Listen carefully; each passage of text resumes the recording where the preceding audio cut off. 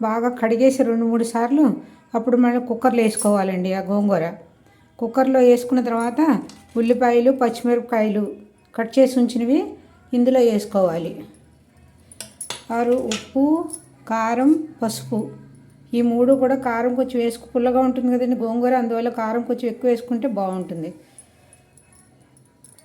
నీళ్ళు గోంగూర చాలా ఉడికిపోయిందండి. ఇప్పుడు తాలింపు వేసుకుందాము. కొంచెం నీళ్ళు ఉంటే తాలింపు వేసిన తర్వాత వేసుకున్నాం కదండి. చాలా వేడెక్కిపోయింది నూనె. తాలింపు సరుకులు వేసుకున్నాము. ఎల్లుల్లిపాయలు వేసుకుంటే చాలా బాగుంటుంది. ఎంత ఎక్కువ ఇష్టంగా ఉంటే అంత ఎల్లుల్లిపాయలు వేసుకోవచ్చు.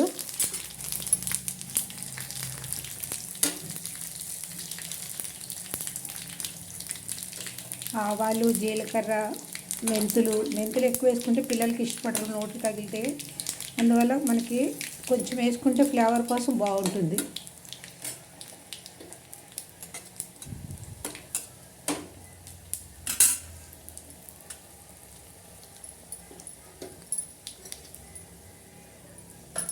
ఇది కూడా తాలింపు అయిపోయింది.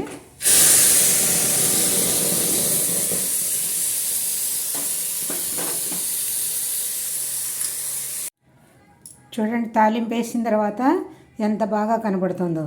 ఎవరికైనా ఇష్టమైన వాళ్ళు పచ్చి ఉల్లిపాయలు బారీక్ కట్ చేసుకుని పైనుంచి డెకరేషన్ చేసుకుని ఉల్లిపాయలతో కూడా తింటారు చాలామంది. బాగుంటుంది. ఉల్లిపాయలతో వేసుకుంటే వేసవికాలం కూడా చల్లగా ఉంటుంది. ఇలాగ చేసుకుని మన రొట్టితోటి కానీ అన్నంతో కానీ తింటే బాగుంటుంది.